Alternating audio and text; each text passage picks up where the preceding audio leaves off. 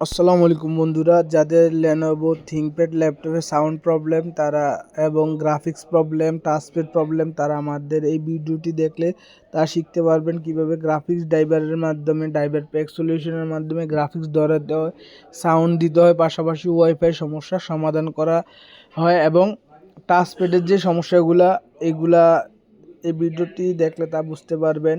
তো যাদের কম্পিউটার সমস্যা তারা আমাদের সাথে যোগাযোগ করতে পারেন। আমাদের নাম্বারটি স্ক্রিনে দেওয়া থাকবে, হোয়াটসঅ্যাপ আছে, ওইখানে নক দিতে পারেন বা ডাইরেক্ট কল দিতে পারেন।